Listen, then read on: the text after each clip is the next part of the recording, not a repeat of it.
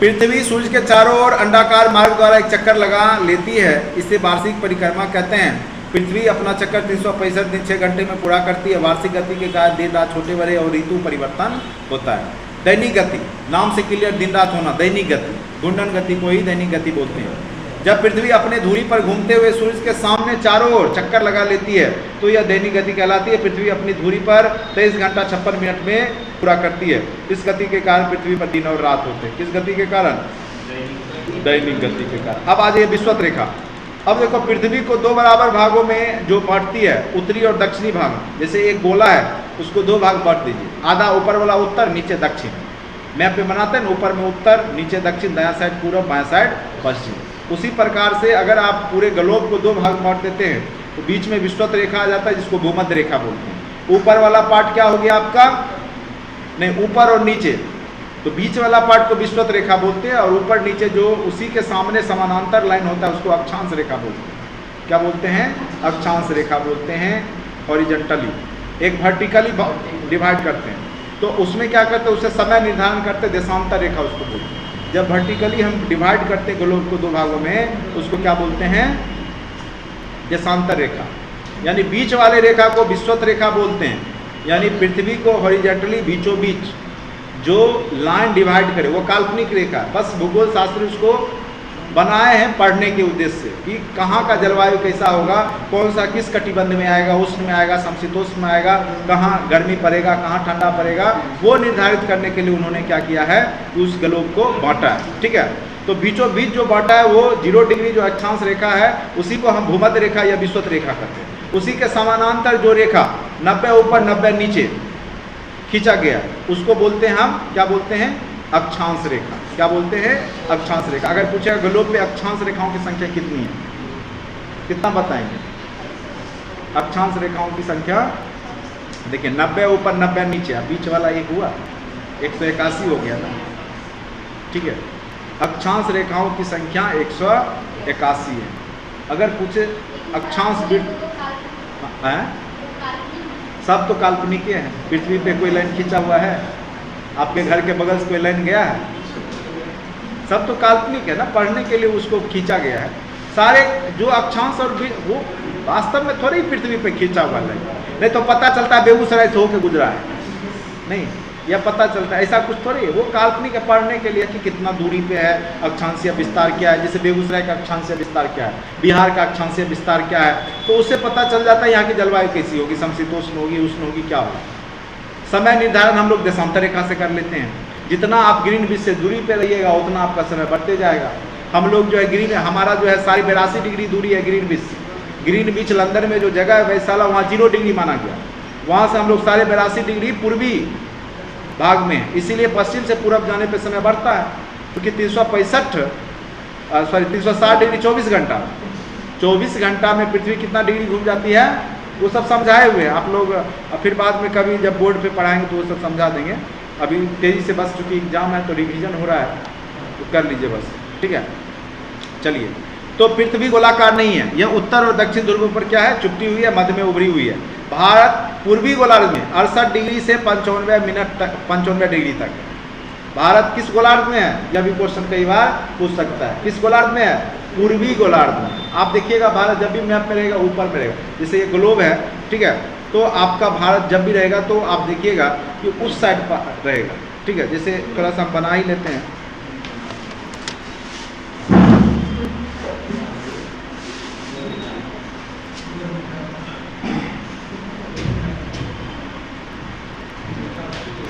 जैसे ये हो गया तो ये आपका उत्तरी हो गया, ये हो गया दक्षिणी, और ये बीचों बीच ये रेखा जो आपका हो गया आपका इसी के समानांतर होगा तो उसको देशांतर बोलेंगे, और यह विषुवत रेखा होगा बीचों बीच। ठीक है, तो 0 डिग्री ये होगा, ये भी 0 डिग्री है, लेकिन ये लंबा है और ये इसी को भूमध्य रेखा भी बोलते हैं। ठीक है, तो ये इधर वाला पार्ट हो गया पूर्वी गोलार्ध, इधर वाला पार्ट हो गया पश्चिमी गोलार्ध, ऊपर वाला पार्ट हो गया उत्तरी गोलार्ध। ठीक है, नीचे वाला पार्ट हो गया दक्षिण। आप भारत को देखिएगा यहाँ पे रहेगा, भारत कहाँ पे रहेगा, यहाँ पे रहेगा। 37 डिग्री का रेखा इसे होकर के गुजर रही है। ठीक है, भारत यहीं पे रहेगा। ठीक है, तो ये पूर्वी गोलार्ध में है और इधर पे आपका इधर है ना, इधर नहीं है। पश्चिमी गोलार्ध में उत्तरी अमेरिका और दक्षिणी अमेरिका आपको दिखेगा, ठीक है। कर्क रेखा 23.5 डिग्री उत्तरी अक्षांश को क्या बोलते हैं? कर्क रेखा।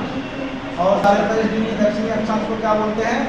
मकर रेखा करते हैं, ठीक है। तो किन किन देशों से मकर रेखा गुजरती है, कर्क रेखा, ये आगे चर्चा होगा, ठीक है। तो बस ये आपको समझा दिए, ठीक है। चलिए, दो अक्षांशों के बीच की दूरी कितना होती है? दो अक्षांशों के बीच की दूरी जो होती है 111 किलोमीटर होता है, और दो देशांतर के बीच की दूरी 111.6 किलोमीटर होता है। 23.5 डिग्री उत्तरी अक्षांश को क्या कहते हैं? कर्क रेखा कहते हैं। और भारत के कितने राज्यों से होकर गुजरती है? कर्क रेखा 8 राज्यों से गुजरती है, जिसमें कौन कौन सा राज्य है बताइए? मिजोरम, उसके बाद त्रिपुरा, मित्र परगम झार नहीं, कोफर, पश्चिम बंगाल, राजस्थान, गोफर गुजरात, उसके बाद मोफर मध्य प्रदेश, छफर छत्तीसगढ़, झार झारखंड नहीं, 8 राज्यों से होकर गुजरती है। चलिए, अब आज ये देशांतर रेखा ये बता ही दिए। 0 डिग्री जो प्रधान या उत्तर रेखा है, जो ग्रीनविच वेधशाला से होकर गुजरता है, उसी के समानांतर जो रेखा है उसी को हम क्या बोलते हैं? देशांतर रेखा। तो टोटल देशांतर रेखाओं की संख्या 360 है। कितनी है? 360।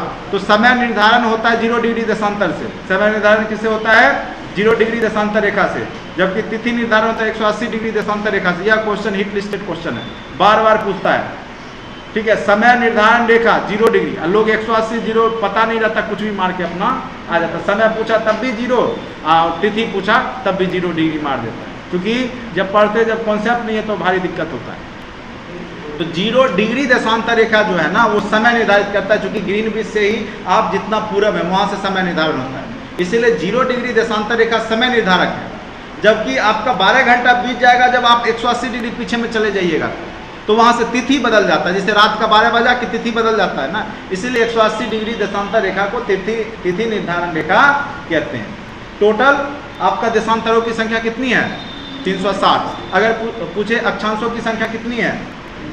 देखो 180 दे दे तो मार दीजिए, अगर 181 दे तो 181 भी हो जाएगा अक्षांश। लेकिन अगर क्वेश्चन में दे कि टोटल वृत्तों की संख्या कितना है, अक्षांश वृत्तों की संख्या, तो वह 179 हो जाता है। कैसे? तो 90 ऊपर 90 नीचे एक बीच 181 हो गया। लेकिन जब ध्रुव पे जाएगा ना, बिंदु बन जाता है, वो रेखा नहीं रहता, वो वृत्त नहीं रहता है, वो क्या बन जाता है? बिंदु बन जाता है। तो बिंदु को छांट दीजिए तो 181 में 2 घटा दीजिए तो कितना हो गया? 179। तो अक्षांशीय वृत्तों की संख्या पूछे तो 179 सही जवाब होगा। अक्षांश रेखाओं की संख्या पूछे तब आप जनरली 180 भी रहता है, 181 भी दे सकता है आपको कंफ्यूज कराने के लिए। तब उस केस में अगर दोनों रहते 181 मारिएगा, जब खाली 180 दिया तो 180 मार दीजिए, ठीक है? हैं? ना, ये नहीं मारना, 181 मारना। एक्चुअली क्या किया गया ना कि बीच वाला 0 डिग्री को कई भूगोल शास्त्री उसको जो है ना विषुवत रेखा ही मानता है, उसको अक्षांश रेखा, जबकि 0 डिग्री अक्षांश रेखा कोई क्या कहते हैं? विषुवत रेखा भी कहते हैं।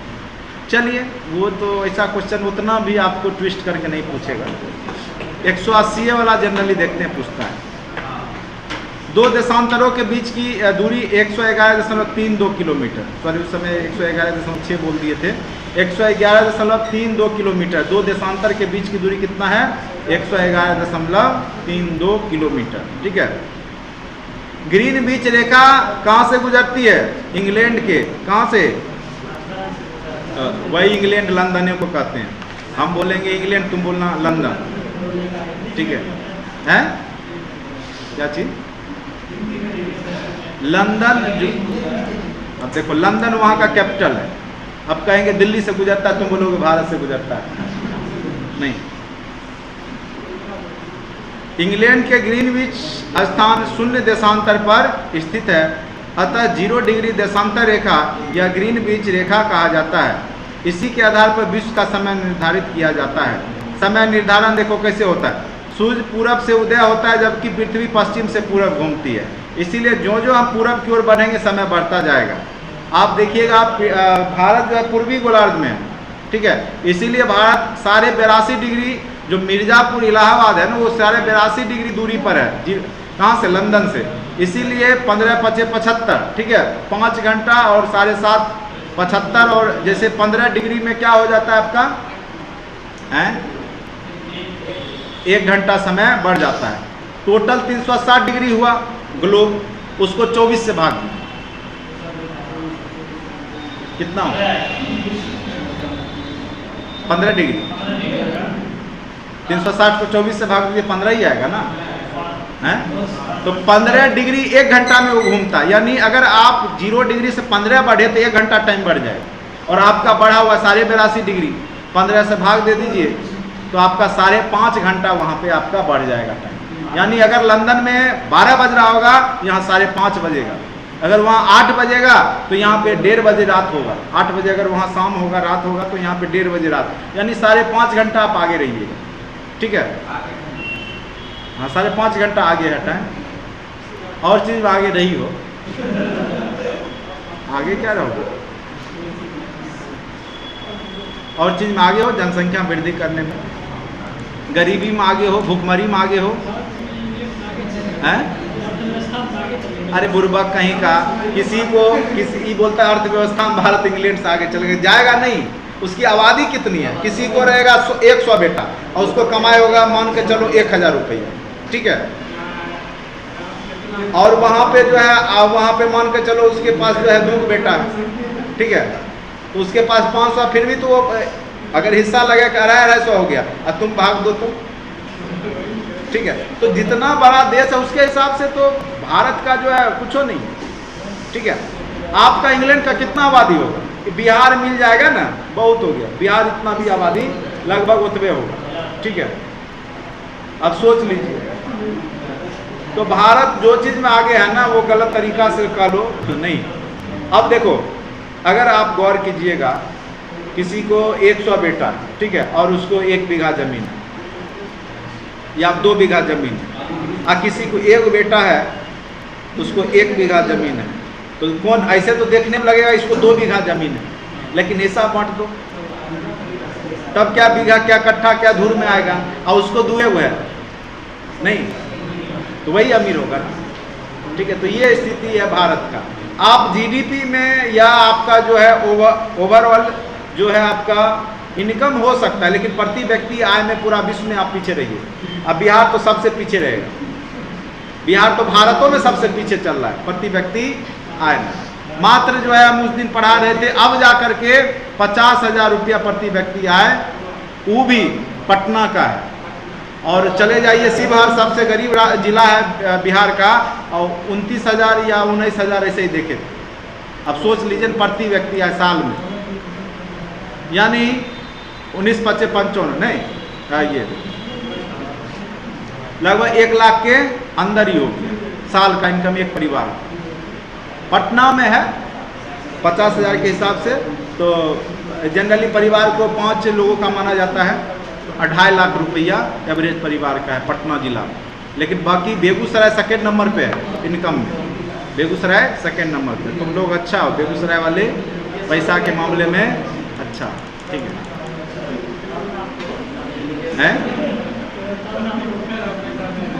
क्या पैसा देगा तुम लोग? चलो, दिन काट रहे, तुम भी काटो, चलो। तो समझ गए यहाँ तक 5.5 घंटा कैसे आगे है। अब आ जाइए, एक अपसौर होता है, एक उपसौर होता है। जब पृथ्वी और सूर्य के बीच मैक्सिमम दूरी हो जाएगा तो उसको हम बोलते हैं अपसौर, और जब न्यूनतम दूरी हो जाएगा तो क्या बोलेंगे? उपसौर कहेंगे। देखो, पृथ्वी जो है सूर्य के चारों वलयाकार पथ पे घूम रहा है, तो कभी सेंटर से ज़्यादा दूरी हो जाए, कभी कम हो जाए, नहीं देखोगे। तो जब कम दूरी हो उसको उपसौर। ऐसे भी छोटा मुखिया, उप मुखिया, उप लगाते हैं ना, उप मुख्यमंत्री, उपराष्ट्रपति, यानी राष्ट्रपति का छोटका भाई, मतलब छोटा काम करेगा उसके नीचे रहेगा। तो कम दूरी उपसौर, बड़ा दूरी अपसौर, ठीक है। और डेट पूछ देता है या क्वेश्चन, कब होता है उपसौर? अच्छा, जनवरी जुलाई में कौन, जुलाई बाद में आता है कि जनवरी बाद में आता है?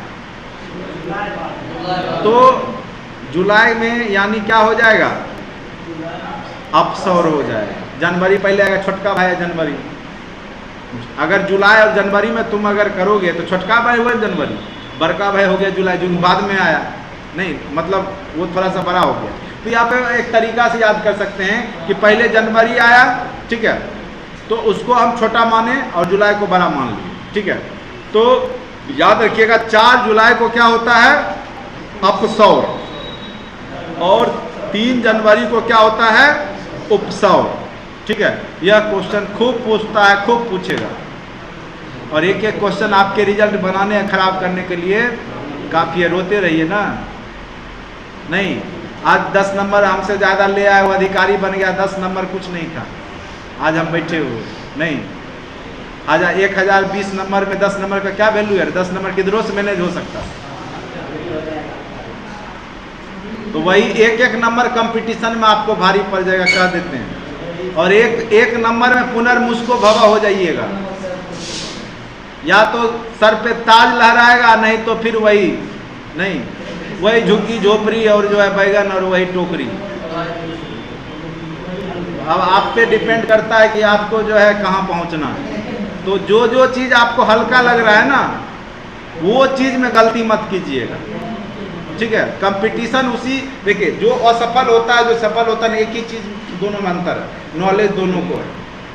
एक नंबर जो ज़्यादा बना दिया, ऐसा नहीं है कि वो एक नंबर जिससे कम बना उससे ज़्यादा नॉलेज वाला हो, वो डिपेंड कर गया उसका लक पे।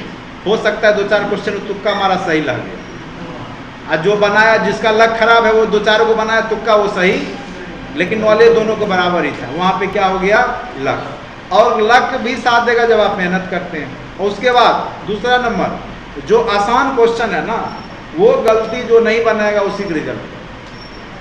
भारी क्वेश्चन सबके लिए भारी है, आप ही के लिए नहीं रहता है वो, उसमें सबका वही स्थिति रहेगा। लेकिन जो आसान में गलत कर देता है ना, उसका रिजल्ट बाहर हो जाता है, ठीक है। अब पूछ देगा यहाँ 3 जनवरी और जो है क्या है 4 जुलाई, उपसौर अपसौर तिथि पूछ देगा, उल्टा बना दिए, ये जो समझ के गया, ठीक है, तो उसका जो है सही बन गया, तो 1 नंबर ज़्यादा हो गया, बस हो गया, आप 1 लाख पीछे हो गए। 1 लाख रैंक पीछा हो जाता है 1 नंबर से, 1.5 नंबर से, ठीक है। आपको क्या लगता है 1 नंबर, 1 लाख रैंक पीछे हो जाइएगा। IIT या ट्रिपल ईयर का एग्जाम जो होता है उस समय देखिएगा महीना में रहता है, आप सिर्फ कुछ नहीं बनाइएगा तब 2-4 लाख स्टूडेंट को पीछे कर दिए। जो अभी हुआ है, क्या होता है अब, नीट होता है, क्या होता है नीट, तो मेडिकल के लिए होता है ना, जेई मेंस, हम लोग के समय AI ट्रिपल ही होता था, ठीक है, AI ट्रिपल ही होता था। तो हम लोग को याद है कि कितना स्टूडेंट को देखते थे, -8, -9, -10, वो नहीं बनाता तो 2-4-5 लाख को ना पीछे कर देता रैंक नहीं। तो इसीलिए तो याद रखिएगा 3 जनवरी, ऐसे भी 3 पहले आता है, जनवरी पहले आएगा तो छोटा होगा, और 4 जुलाई बाद में आएगा और वो हो जाएगा आपको, और वो अपसौर कहलाएगा और छोटा वाला उपसौर कहलाएगा। तरीका बता दिए। चंद्र ग्रहण और सूर्य ग्रहण आप लोग जानते होंगे।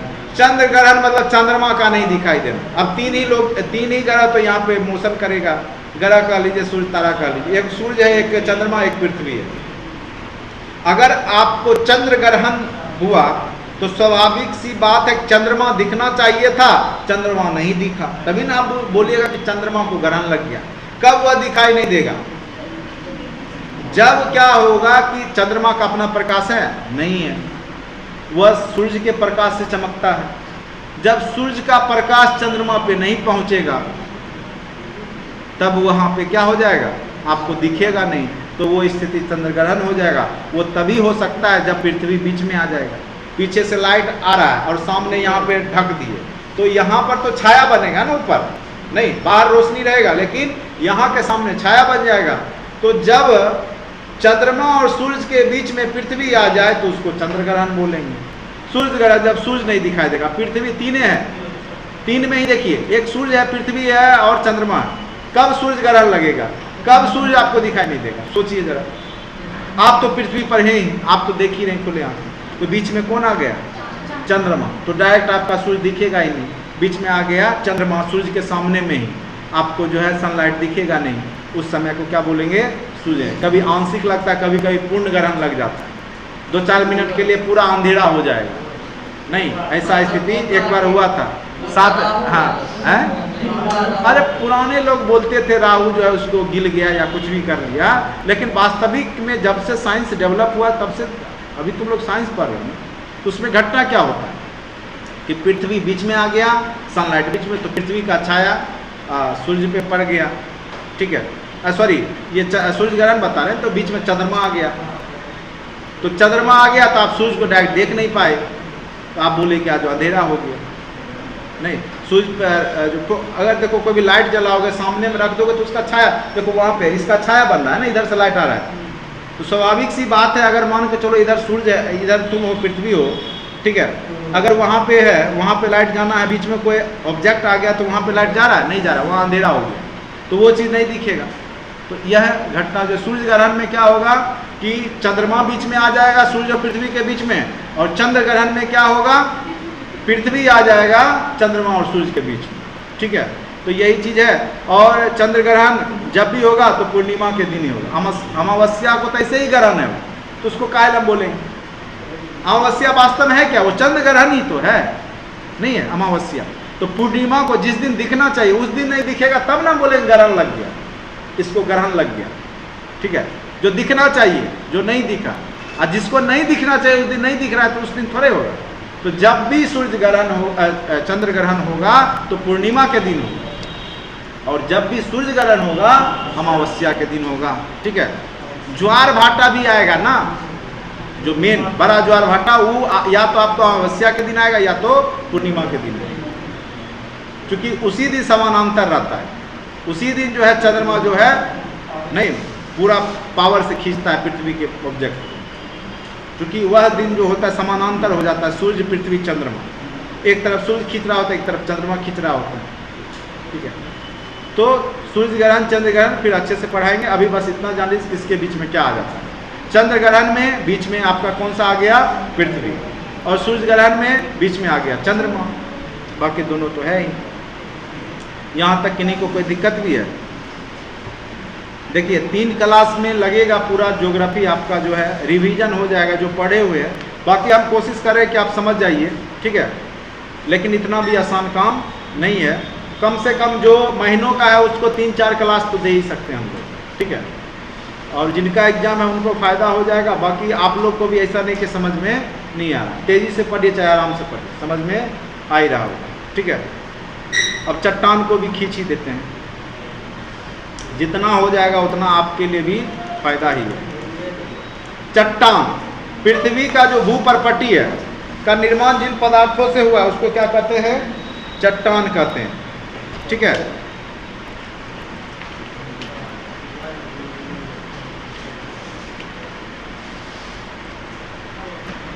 चट्टान मुख्यतः 3 प्रकार का ही होता है, सिंपल सा, एक आग्नेय, दूसरा अवसादी, तीसरा रूपांतरित या कायांतरित। आग्नेय जो पृथ्वी के अंदर से जो मैग्मा और लावा निकल के बाहर में ठंडा होके पत्थर बन गया, वह क्या कहलाएगा आपका, आग्नेय चट्टान, पृथ्वी के अंदर से जो निकलता है गर्भ से, ठीक है, उसमें जीवाश्म नहीं पाया जाएगा। अब जलता हुआ कोयला आग में जीवाश्म, जीव जंतु, पेड़ पौधा डालो, वो टिकेगा रे? स्वाभाविक सी बात है, जल के भस्म हो जाएगा, तो जीवाश्म रहेगा? नहीं रहेगा। तो आग्नेय चट्टान में जीवाश्म नहीं पाए जाते हैं।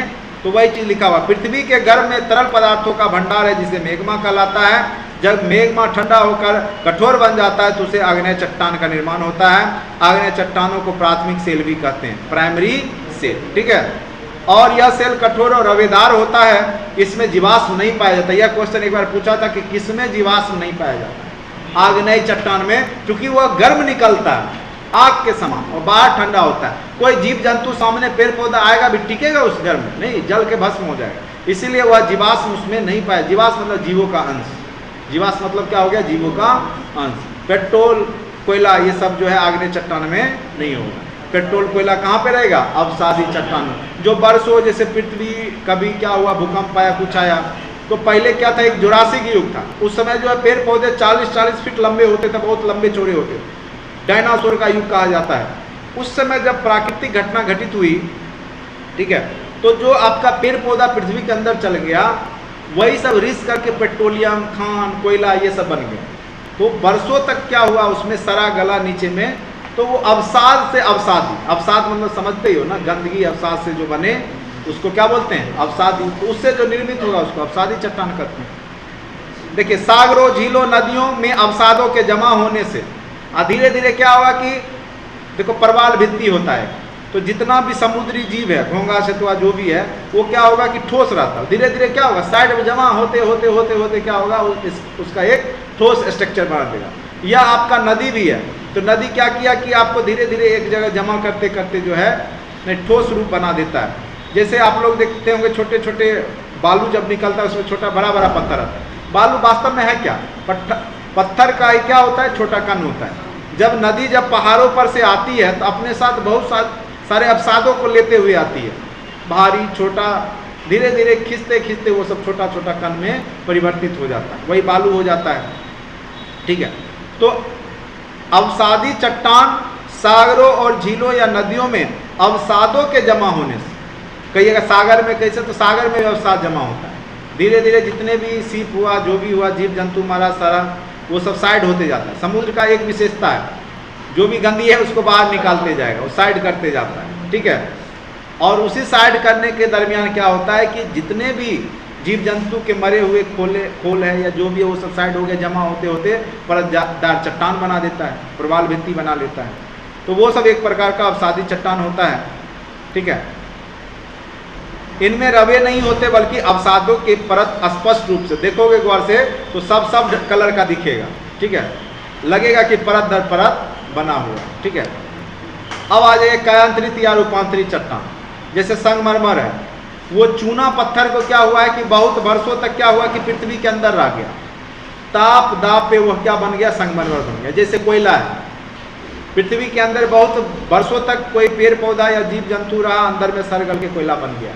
जीव जंतु या पेड़ पौधा भी सड़ने गलने से जो पेट्रोलियम भी बन जाता है। ठीक है, तो वो सब क्या है, अवसादी चट्टान में ही पाया जाएगा। किस में पाया जाएगा, अवसादी चट्टान में। कायांतरित चट्टान उसको बोलते हैं जो अपना रूप परिवर्तन कर लेता है, जैसे आग्नेय चट्टान भी हो सकता है वो, और अवसादी चट्टान भी कायांतरित हो जाता है। जैसे कोयला है, कोयला अवसादी चट्टान, लेकिन उसका हीरा भी बन सकता है। कोयला से ही क्या बनता है, हीरा बनता है। तो अगर घर में बना लेंगे या कोई वैज्ञानिक बना लेगा, संभव नहीं, प्रकृति ही बना सकता है, क्योंकि उसको जितना टेम्परेचर चाहिए 4000 डिग्री सेल्सियस है। अरे आर्टिफिशियल बनता है तो उसका कीमत भी तो 150-150 रहता है। ओरिजिनल का कीमत है नहीं मिलेगा, बहुत मिलेगा, 1000 मिलेगा रे, वो करोड़ों में रहता है। अभी महारानी का जो है हीरा जो है कोहिनूर हीरा, नहीं इतना महंगा है कि बोला था पूरा विश्व 8 दिन तक या कितना दिन तक खा सकता है उसको बेचकर। ठीक है, पूरा विश्व। अफसोस है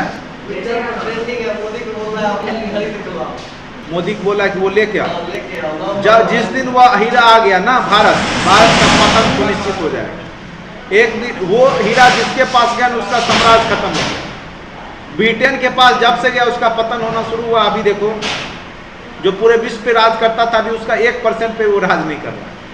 यानी उसका कोहिनूर हीरा कहता है सब लोग, जो भी है इसके पीछे कहानी श्रापित हीरा। जहाँ जहाँ गया, रंजीत सिंह के पास गया उसका भी साम्राज्य खत्म हो गया। उसके पहले शाहजहाँ के था मयूर सिंहासन, उसका भी देखा कि उसका बेटा आया तो क्या किया, उसको बंदी बना के रखा। औरंगजेब के जाते जाते समाप्त हो गया। अंग्रेज के पास गया तो अंग्रेज की भी स्थिति डामाडोल हो गई। नहीं तो अब मन है तो मंगा लो, लेकिन क्या होगा कहना मुश्किल। भूखमरी श्रीलंका वाला हालत भारत में भी ना, माने उसको वहीं रहने दो, क्या फर्क पड़ता है हीरा से। यहाँ आएगा कोई चुराइए ले।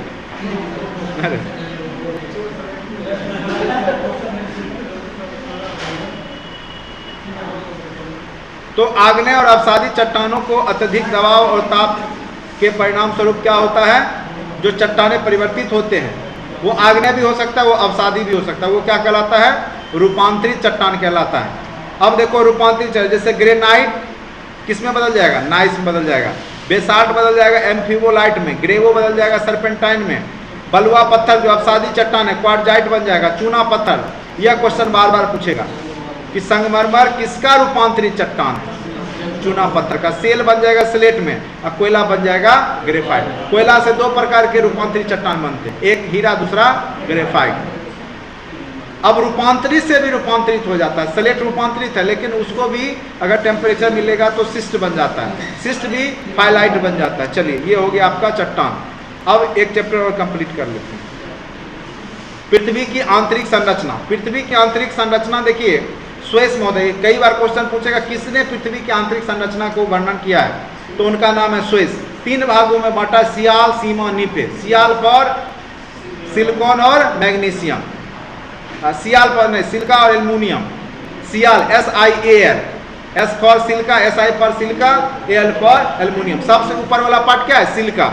उसके बाद क्या है, सीमा, सिलिका और मैग्नीशियम। और सबसे नीचे निकेल और फेरस। कहेगा कि कोर में क्या रहता है, पृथ्वी के कोर में, तो पृथ्वी के कोर में लोहा रहता है पिघला हुआ अवस्था में, ठीक है। निकेल और फेरस, यानी निकेल और लोहा रहेगा पृथ्वी के गर्भ में। इस चीज को देख रहे हो, ठीक है।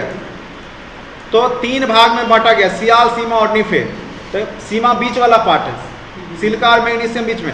पृथ्वी पे पाया जाने वाला सबसे अधिक धातु कौन सा है, एल्युमिनियम। सियाल भूपर्पट्टी पे पाया जाता है, ठीक है। अगर तत्व बोले तो ऑक्सीजन, ठीक है। अब आ जाइए, एक और वैज्ञानिक हैं, उनका नाम है मोहर वोकी गुटेनबर्ग। उन्होंने 3 भाग में बांटा, उसका नाम अलग रखा है। सबसे ऊपर वाले क्रस्ट बोला भूपर्पट्टी, दूसरे को मेंटल बोला, और सबसे नीचे वाले को क्या बोला, कोर बोला, ठीक है। अब देखिए, मोह असंबद्धता बहुत इंपॉर्टेंट है, ये कई बार पूछा है। तो ऊपर वाला जो क्रस्ट है ना और मेंटल के बीच एक जो दोनों को मिलाती है वो एक रेखा है पृथ्वी, मतलब माना गया है, उसको क्या कहा जाता है, मोह असंबद्धता। यानी भूपर्पट्टी और मेंटल, ऊपर वाला और बीच वाले परत के बीच का जो रेखा है उसको क्या बोलते हैं, मोह असंबद्धता। और मेंटल और कोर के बीच जो है उसको बोला जाता है गुटेनबर्ग असंबद्धता। तो गुटेनबर्ग किसके बीच में, कोर और मेंटल के बीच में है, और मोह असंबद्धता है भूपर्पट्टी और मेंटल। बस यही क्वेश्चन यहाँ से पूछेगा, इससे ज्यादा नहीं पूछेगा, ठीक है। हाँ, घनत्व तो पूछ सकता है, ठीक है। पृथ्वी का घनत्व तो कितना है ये पूछ सकता है आपको, ठीक है। तो यहाँ पे देखिए लिखा हुआ है, सियाल का घनत्व है 2.9, गहराई 200 किलोमीटर तक। सीमा का है 4.5, गहराई 2900 किलोमीटर तक। और नीपे अंतिम है, घनत्व 11 है, 6371। यानी जो जो हम नीचे जाते हैं त्यों त्यों घनत्व क्या होता है, बढ़ते जाता है। ओवरऑल घनत्व शायद 5.5 है, ठीक है। देख लीजिएगा एक बार, मुझे जहाँ तक याद है 6.5 या 5.5 है, ऐसे ही है औसत घनत्व पृथ्वी का, ठीक है। तो इससे ज़्यादा आपको इससे नहीं पूछेगा। नेक्स्ट क्लास में हम लोग वायुमंडल, 3 क्लास लगेगा, पूरा ज्योग्राफी अच्छे से हमारा रिवीजन हो जाएगा। जो जितना पता है उसी में से कोई ना कोई क्वेश्चन आपको पूछेगा, इससे ज़्यादा आपको बाहर में नहीं ले जाता, ठीक है। एक तो ज्योग्राफी के बहुत कम क्वेश्चन पूछे जाते हैं किसी भी कंपटीशन में।